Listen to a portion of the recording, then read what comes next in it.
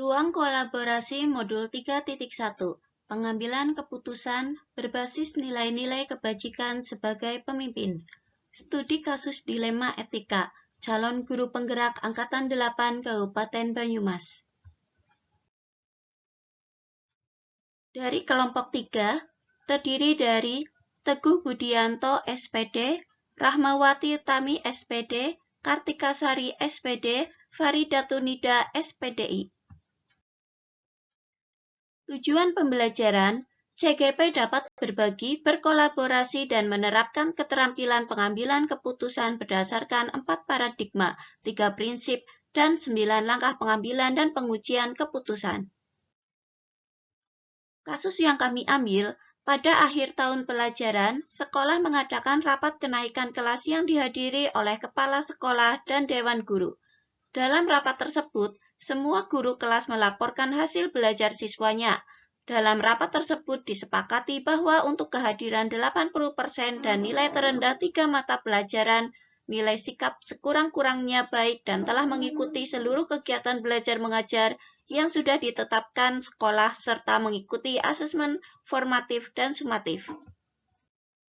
Kepala sekolah pun meminta dan memerintahkan kepada Dewan Guru untuk memberikan nilai kepada seluruh siswa tanpa terkecuali harus minimal KKM.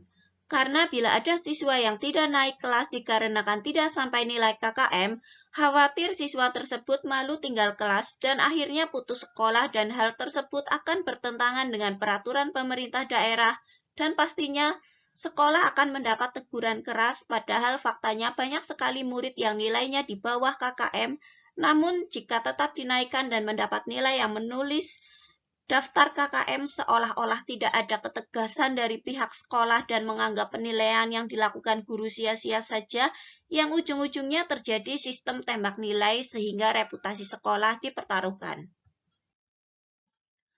Analisis kasus dilema etika di sini ada paradigma dilema etika, prinsip dilema etika, dan 9 langkah pengambilan dan pengujian keputusan.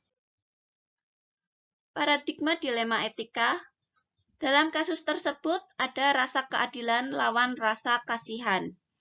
Dilema etika terjadi saat kepala sekolah meminta untuk memanipulasi nilai dan kehadiran murid karena adanya rasa kasihan khawatir putus sekolah jika harus tinggal kelas. Prinsip dilema etika dalam kasus ini yaitu berpikir berbasis rasa peduli atau care-based thinking. Prinsip berbasis rasa peduli dipilih karena bertujuan untuk memberi kesempatan kepada murid agar tetap bisa melanjutkan sekolah. 9 langkah pengambilan dan pengujian keputusan. Yang pertama, mengenali nilai-nilai yang saling bertentangan. Nilai yang bertentangan adalah nilai kejujuran dengan nilai kemanusiaan. Guru tidak jujur saat memberikan nilai karena mengutamakan rasa kemanusiaan murid. Yang kedua, menentukan siapa yang terlibat dalam situasi ini. Yang terlibat dalam situasi tersebut adalah kepala sekolah, guru, murid, dan masyarakat. Langkah yang ketiga, kumpulkan fakta-fakta yang relevan dalam situasi ini.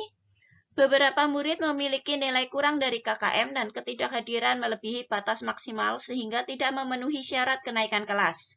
Kepala sekolah menginstruksikan agar guru memberikan nilai minimal KKM dan mengubah ketidakhadiran agar dapat naik kelas. Guru merasa kurang nyaman atas keputusan tersebut karena merasa kurang adil bagi murid yang rajin. Kepala sekolah khawatir jika anak tidak baik akan putus sekolah, namun juga khawatir jika semua dinaikkan maka reputasi sekolah akan kurang baik di mata masyarakat. Kemudian langkah pengujian benar salah, yang pertama uji legal, di sini tidak ada pelanggaran hukum dalam situasi tersebut sehingga termasuk ke dalam dilema etika. Uji regulasi atau standar profesional.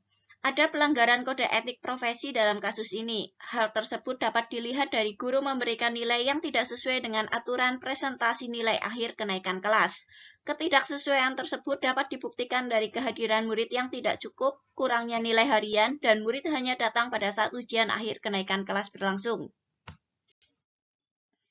Uji intuisi berdasarkan perasaan dan intuisi kami, tidak ada yang salah, semuanya benar. Kepala sekolah benar dalam menginstruksikan guru untuk memanipulasi nilai dan kehadiran agar murid dapat naik kelas dan kepala sekolah benar. Jika semua murid dinaikkan meskipun tidak sesuai dengan syarat kenaikan kelas, maka reputasi atau nama baik sekolah menjadi kurang baik di mata masyarakat. Kemudian uji publikasi.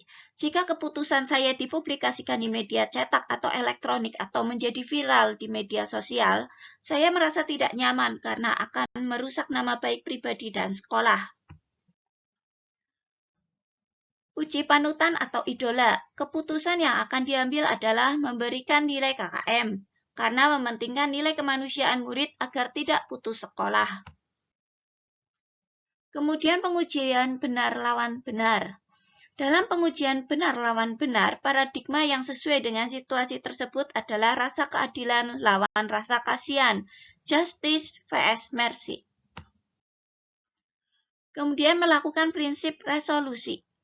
Dari 3 prinsip penyelesaian dilema, prinsip yang digunakan adalah berpikir berbasis rasa peduli. Hal tersebut dilakukan karena memberikan kesempatan kepada murid untuk dapat melakukan jenjang pendidikannya sehingga wajib belajar 12 tahun tercapai dengan maksimal. Kemudian investigasi opsi trilema.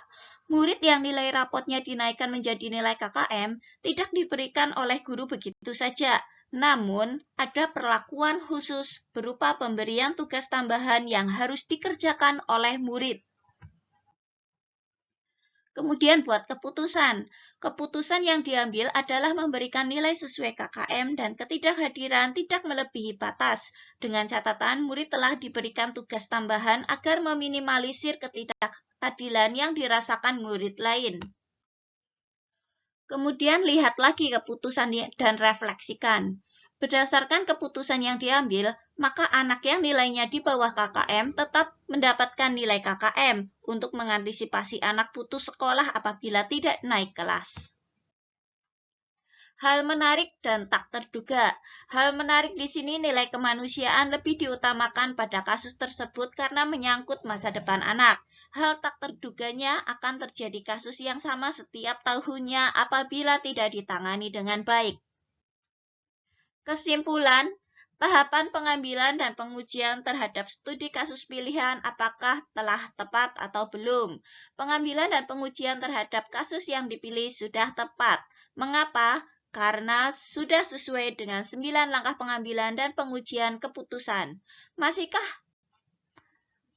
ada pertanyaan-pertanyaan dalam benak apakah pilihan pengambilan keputusan ini telah tepat? Tidak ada pertanyaan lanjutan dan keputusan tersebut sudah tepat.